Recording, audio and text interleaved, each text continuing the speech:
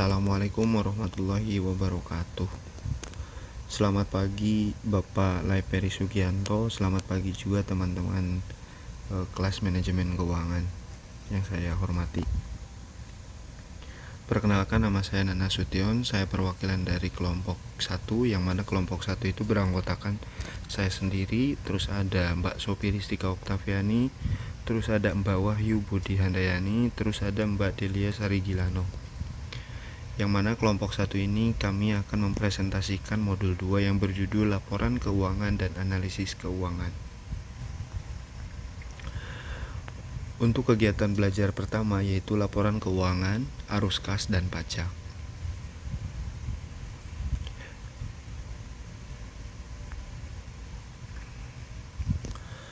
Yang pertama adalah laporan keuangan pokok. Dua laporan keuangan yang pokok adalah, yang pertama adalah laporan posisi keuangan atau neraca, yang mana laporan ini menunjukkan posisi kekayaan suatu perusahaan, kewajiban keuangan, dan modal sendiri atau ekuitas perusahaan pada waktu tertentu, yang mana kekayaan disajikan pada sisi aktiva, sedangkan kewajiban dan modal sendiri pada sisi pasifa. Pada neraca, kita bisa lihat bahwa kekayaan sama dengan kewajiban ditambah modal sendiri. Kebanyakan, namun tidak selalu, kekayaan perusahaan disajikan pada harga perolehan, dan apa yang tercantum pada neraca disebut sebagai nilai buku. Berikut ini disajikan contoh neraca PT Distribusi Jaya pada akhir tahun 2014 dan 2015, yang mana PT DJ adalah perusahaan distributor besar yang membeli barang jadi dan dipabrikan dan menjualnya ke pedagang besar dan pengecer termasuk supermarket. Bisa kita lihat di bawah ini adalah neraca PT DJ pada 30 Desember 2014 dan 31 Desember 2015. Hitungannya dalam miliar rupiah. Dilihat bahwa pada tahun 2014 kas PT DJ adalah 20 miliar, sedangkan 2015 kasnya bertambah menjadi 45 miliar. Terus ada piutang. Di tahun 2014 piutangnya 80 miliar dan piutang bertambah pada tahun 2015 menjadi 125 miliar. Persediaan juga bertambah dari tahun 2014 yaitu 150 miliar, bertambah 10 miliar di tahun 2015 menjadi 160 miliar. Sedangkan untuk total aset lancar pada tahun 2014, aset lancar PT DJ adalah 250 miliar, sedangkan tahun 2015 menjadi 330 miliar. Dan untuk aset tetap atau net, pada tahun 2014 PT DJ memiliki netnya sebesar 300 miliar dan 2015 yaitu 295 miliar. Jadi untuk total aset pada tahun 2014 yaitu 550 miliar dan total aset pada tahun 2015 yaitu 620 miliar. Ini dari sisi aktivanya. Sedangkan untuk sisi pasifanya yaitu ada hutang dagang pada tahun 2014. PT DJ memiliki hutang dagang sebanyak 120 miliar dan untuk 2015 menjadi 140 miliar. Hutang pajak pada tahun 2014 4 miliar dan pada tahun 2015 5 miliar. Untuk hutang bank juga pada tahun 2014 yaitu 100 miliar dan 2015 juga tetap 100 miliar karena hutang bank. Jadi total kewajiban pada 2014 adalah 224 miliar, sedangkan total kewajiban pada tahun 2015 adalah 245 miliar. Sedangkan untuk ekuitas, yang pertama adalah modal di store. Modal di store pada tahun 2014 sebanyak 200 miliar, pada tahun 2015 juga 200 miliar. Terus ada tambahan modal di store sebanyak 20 miliar pada tahun 2014. Juga pada tahun 2015 ada tambahan modal di store sebanyak 20 miliar. Laba yang ditahan adalah 106 miliar pada tahun 2014, sedangkan pada tahun 2015 PT DJ memiliki laba yang ditahan sebanyak 160 miliar. Jadi untuk total ekuitas pada 2014 yaitu 326 miliar dan untuk total ekuitas pada tahun 2015 yaitu 380 miliar. Maka kewajiban dan ekuitas PT DJ pada tahun 2014 yaitu sebanyak 550 miliar, dan kewajiban dan ekuitas PT DJ pada tahun 2015 sebanyak 625 miliar. Jadi sebanding.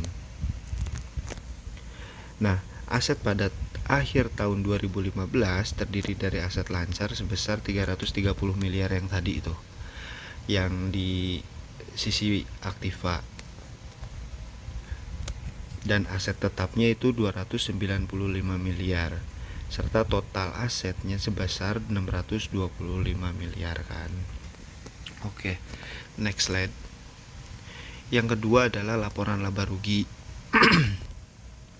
Yang mana laporan laba rugi adalah berfungsi untuk menunjukkan laba atau rugi yang diperoleh perusahaan dalam periode waktu tertentu. Laba rugi sama dengan penghasilan dari penjualan dikurangi biaya dan ongkos. Nah, di bawah ini adalah tabel laporan laba rugi yang dimodifikasi PT DJ tahun 2014 dan 2015. Hitungannya dalam miliar. Yang pertama adalah pendapatan dari penjualan. Pada tahun 2014 PT DJ memiliki 1.250 miliar, sedangkan pada tahun 2015 pendapatan dari penjualannya meningkat menjadi 1.500 miliar. Untuk harga pokok penjualan 2014 PT DJ ini memiliki 1 triliun, dan untuk 2015 PT DJ memiliki harga pokok penjualan 1,2 triliun. Laba bruto sendiri pada tahun 2014 PT DJ itu 250 miliar, dan untuk 2015 menjadi 300 miliar. Sedangkan untuk biaya operasi belum termasuk penyusutan yaitu 150 miliar pada 2014, dan 2015 yaitu 175 miliar.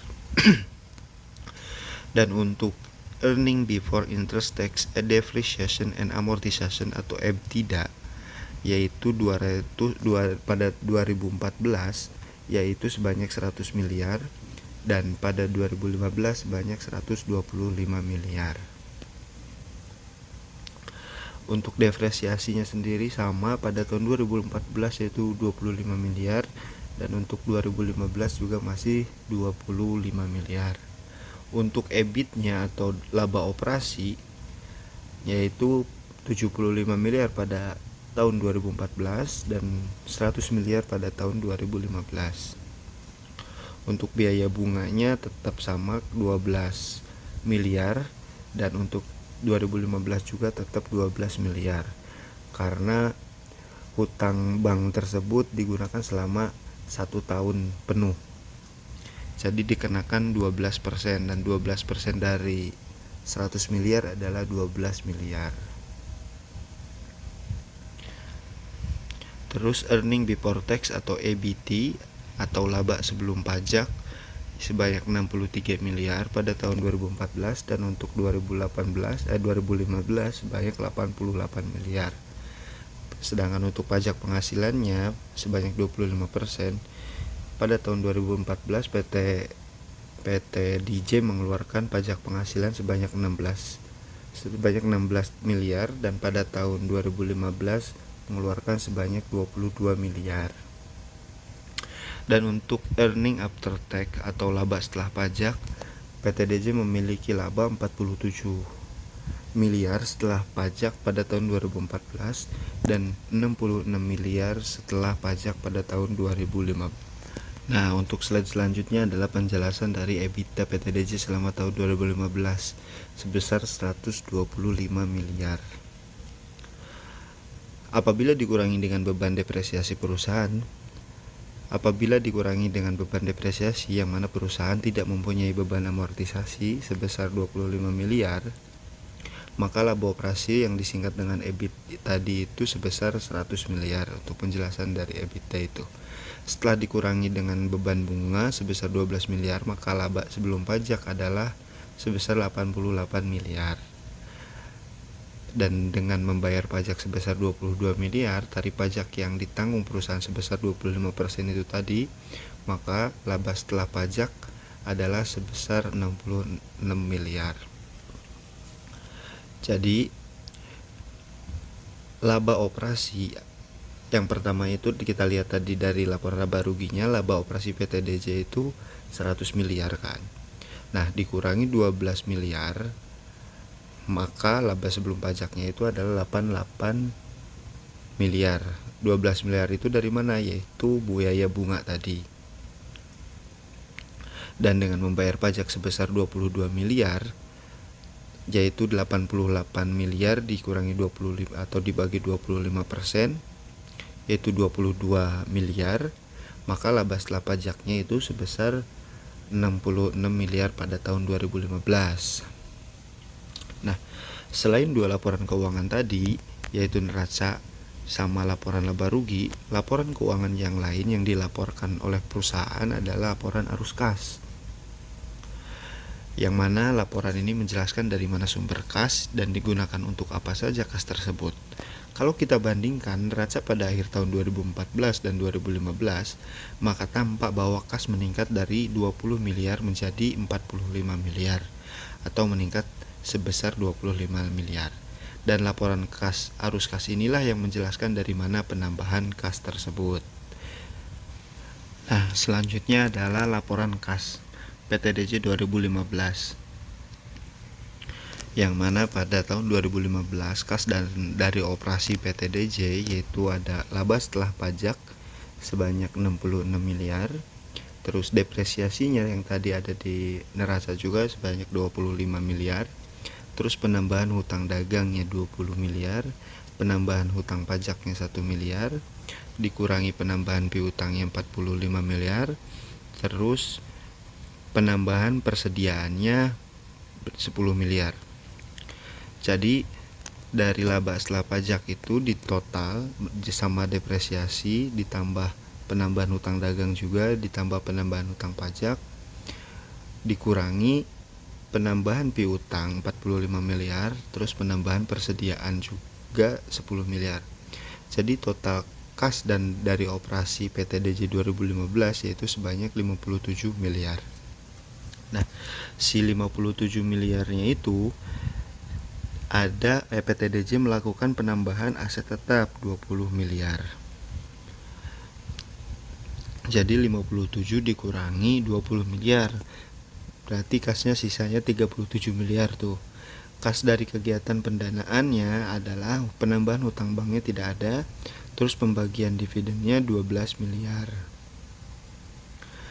Terus berarti dikurangi lagi tuh 37 yang tadi dikurangi 12 menjadi 25 miliar. Itu ada di penambahan kas 25 miliar tuh. Terus kas pada awal tahun 2015 atau akhir 2014 kan kasnya itu 20 miliar. Jadi ditambah dengan 25 miliar penambahan dari tahun 2015 itu, jadi kas pada akhir tahun 2015-nya itu sebanyak 45 miliar. Jadi bisa kita lihat bahwasanya penambahan kasnya itu dapat dari mana itu kan tadi sudah saya sampaikan. Jadi sudah tidak bisa bingung lagi kenapa dari mana si 20 miliar itu gitu. Yang 25 miliar itu didapat dari mana? Sehingga pada kas pada akhir tahun 2015 itu menjadi 45 miliar. Lalu slide selanjutnya adalah modifikasi data akuntansi untuk pengambilan keputusan. Yaitu yang pertama adalah ada investor supplied capital and total operating capital. Yang mana investor supplied capital adalah modal yang dipasok oleh para pemodal. Lalu si modal ini diinvestasikan ke kegiatan operasi yang disebut dengan total operation capital. Karena itu jumlah total operating capital sama dengan investor supplied capital, nilainya sama. Total operating capital ini terdiri dari net operating working capital atau NOWC dan net fixed asset. Lalu slide selanjutnya, dengan kata lain, modal yang dipasok oleh para pemodal tersebut diinvestasikan pada modal kerja, operasi bersih dan aset tetap. Nah, jumlah aset lancar tersebut disebut sebagai operating working capital atau modal kerja operasi. Sedangkan operating working capital dikurangi dengan hutang dan rekening-rekening akrual disebut sebagai net operating working capital atau modal kerja operasi bersih menurut Brigham and Housen 2013. Apabila dinyatakan dalam bentuk persamaan, maka didapat net operating working capital sama dengan aset lancar dikurangi kewajiban lancar yang tidak membayar bunga. Nah, kalau kita terapkan pada kasus PT DJ tahun 2015, maka didapat net operating working capital yaitu aset lancarnya sebanyak 330 miliar, ya kan, yang tadi itu. Terus dikurangi maaf saya ulangi. Nah, kalau kita terapkan untuk PT DJ tahun 2015, maka net operating working capitalnya adalah aset lancarnya itu, kalau kita lihat tadi di neraca, yaitu 330 miliar, terus dikurangi kewajiban lancar yang tidak membayar bunga. Nah, apa saja kewajiban lancar yang tidak membayar bunga? Yaitu ada hutang dagang sebanyak 140 miliar ditambah hutang pajak sebanyak 5 miliar.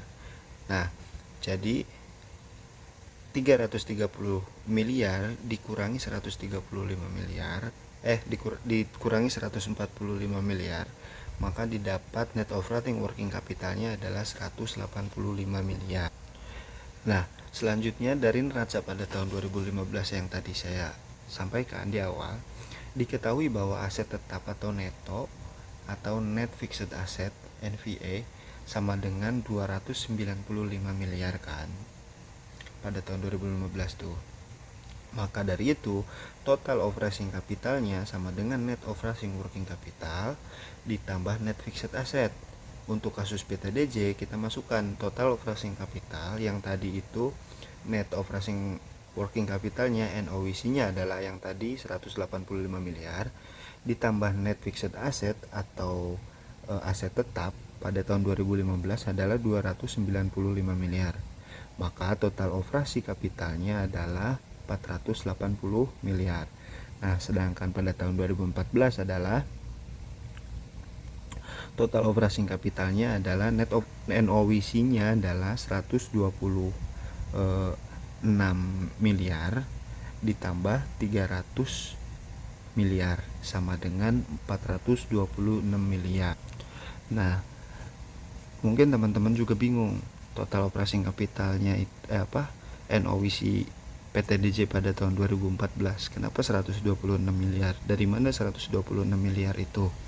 Jadi kita cara pencarian NOWC-nya itu sama kasus yang di 2015 tadi, yaitu total aset lancarnya pada tahun 2014 itu kan 250 miliar, ya kan, dikurangi tadi itu disebutnya itu total, nih bisa kita lihat kewajiban lancar yang tidak membayar bunga. Maka 250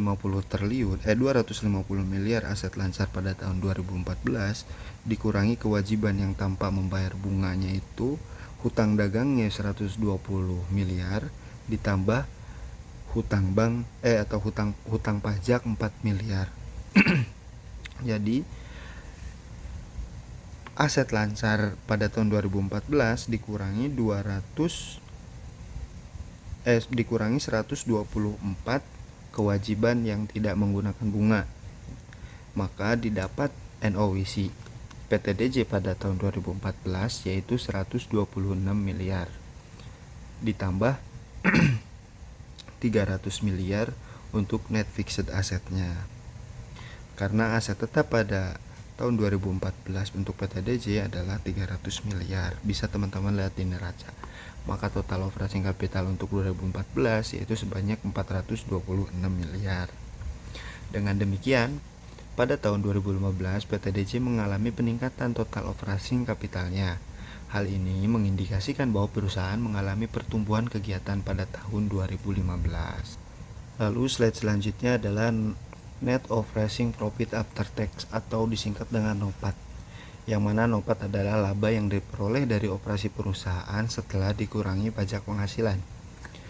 Apabila dua perusahaan mempunyai jumlah utang yang berbeda sehingga membayar bunga yang berbeda pula, mereka mungkin mempunyai kinerja operasi yang hampir sama, tetapi akan melamporkan laba setelah pajak yang akan berbeda.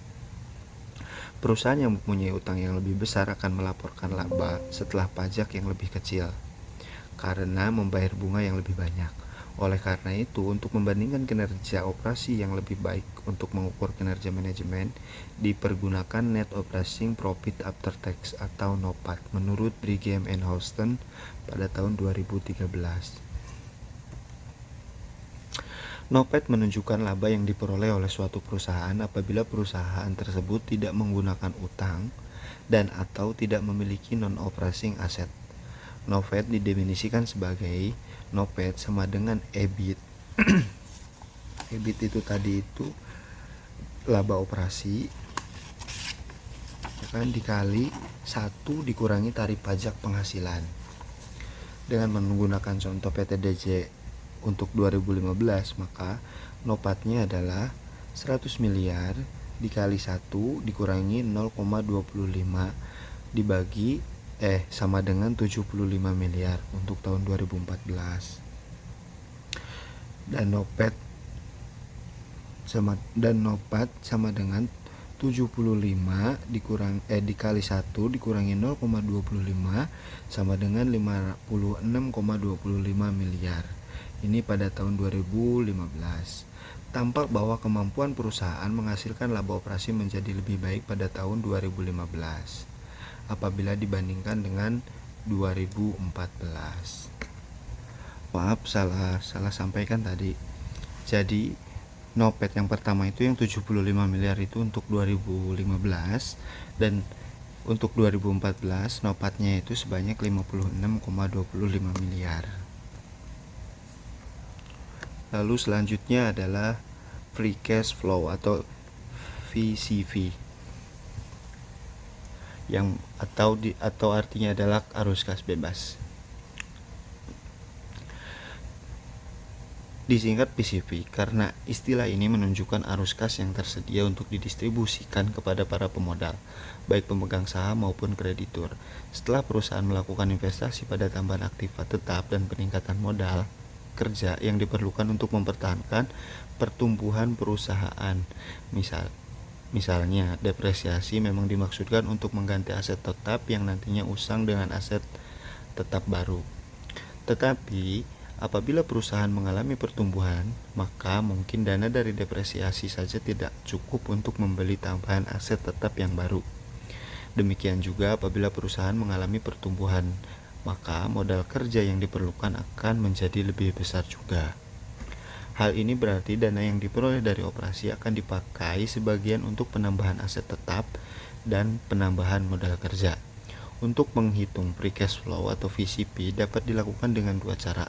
Yang pertama, hitunglah terlebih dahulu operating cash flow-nya atau arus kas operasi yang didefinisikan sebagai operating cash flow atau OCP sama dengan NOPAT ditambah depresiasi. Selanjutnya akan saya jelaskan. Nah, setelah menghitung arus cash flow-nya itu tadi, kemudian hitunglah gross investment in operating capital yang didefinisikan sebagai L.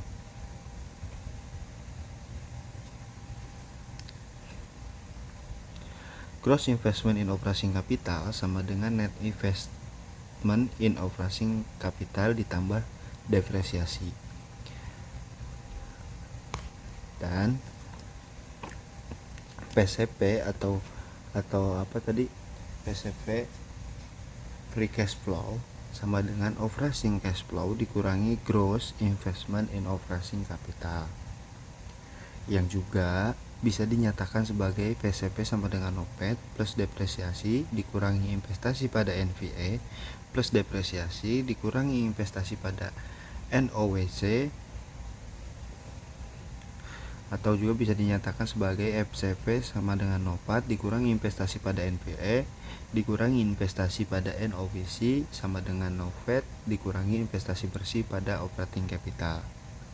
Nah, persamaan ini sama dengan alternatif atau cara kedua yang berikut ini, yang mana EFCP sama dengan NOPAT dikurangi Net Investment in Operating Capital. Jika kita masukkan kepada permasalahan untuk PTDJ pada tahun 2015, maka OCV sama dengan NOPAT plus depresiasi sama dengan 75 ditambah 25 miliar sama dengan 100 miliar. Nah, net investment in operating capitalnya sama dengan operating capital 2015 dikurangi operating capital 2014 sama dengan operating capital pada 2015 yaitu sebanyak 480 miliar dikurangi operating capital pada tahun 2014 sebanyak 426 miliar. Maka net investment in operating capital PTDJ-nya yaitu 54 miliar. Lalu materi selanjutnya adalah Market Value Added atau MVA dan Economic Value Added atau EVA. Baik data akuntansi tradisional yang disajikan dalam bentuk neraca dan laporan laba rugi maupun data yang kita modifikasi tadi belum menghubungkan data tersebut dengan harga saham. Oleh karena itu, tujuan keputusan keuangan bagi perusahaan yang telah terdaftar di pasar modal adalah untuk meningkatkan harga saham atau meningkatkan nilai perusahaan secara umum. Maka, kita perlu menghubungkan informasi tersebut dengan harga saham. Para analisis keuangan mengembangkan dua indikator kerja. Yang pertama adalah Market Value Added dan yang kedua adalah Economic Value Added. Nah, yang pertama adalah Market Value Added atau MPA. Tujuan utama dari keputusan-keputusan keuangan adalah untuk memaksimumkan kemakmuran pemilik perusahaan. Bagi perusahaan yang terdaftar di bursa, harga saham bisa dipergunakan sebagai acuan kemakmuran pemegang saham dan dapat dimaksimumkan dengan memaksimumkan perbedaan antara nilai pasar ekuitas dengan ekuitas modal sendiri yang diserahkan ke perusahaan oleh para pemegang saham atau pemilik perusahaan. Perbedaan ini disebut sebagai market value added. Nah, jika dimasukkan ke dalam persamaan, market value added atau MVA sama dengan nilai pasar saham dikurangi total ekuitas pemegang saham, sama dengan jumlah saham beredar dikali harga saham dikurangi total ekuitas. Nah, di bawah ini sebagai ilustrasi, pada tahun 2010 jumlah saham PT Indo Semen Tunggal Perkasa atau INTP yang beredar sebanyak 3.681 juta lembar. Harga pasar per lembar pada akhir tahun tersebut sekitar Rp13.550 per lembar. Dengan demikian, nilai pasar ekuitas 3,681 juta Rp13.550 atau sekitar 49,88 triliun. Neraca pada akhir tahun 2010 menunjukkan jumlah total ekuitas sebesar 13,08 triliun. Dengan demikian, MVA-nya adalah sebesar 49,88 triliun dikurangi 13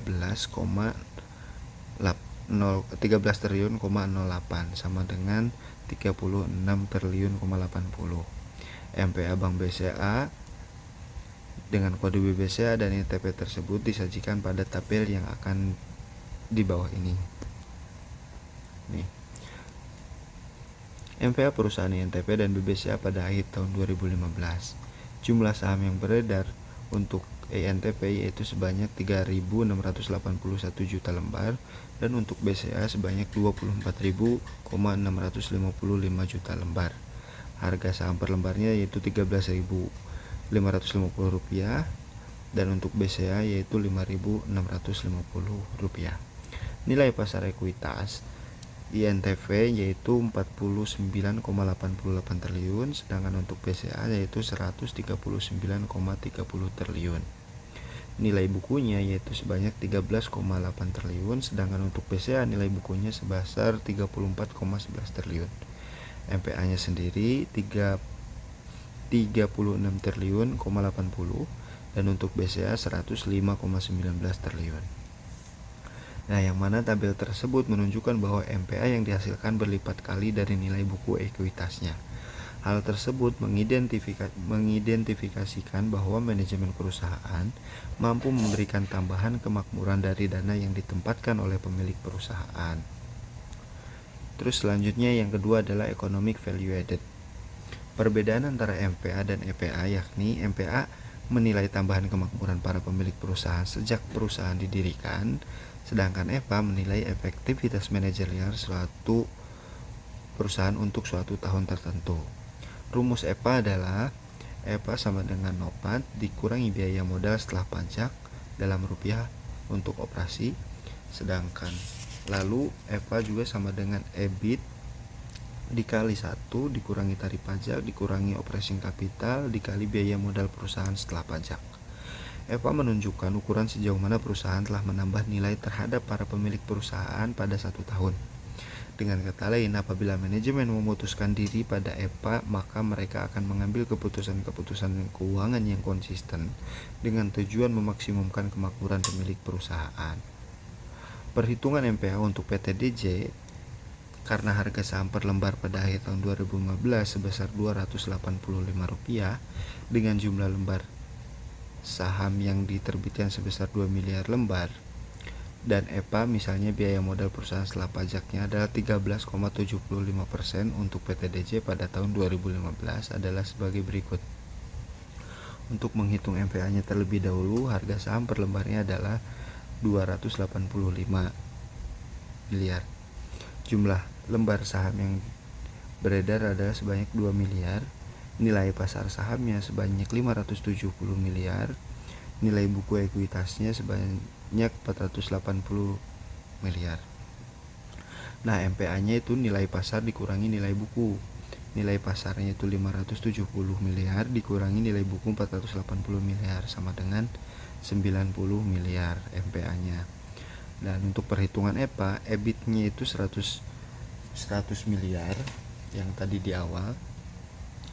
Terus untuk tarif pajak penghasilannya 25%. Terus untuk NOPAT-nya yaitu EBIT dikali 1 dikurangi pajak sama dengan 75 miliar. Terus kapital yang disediakan oleh para pemodal 480 miliar. Biaya modal setelah pajak yaitu 13,75%.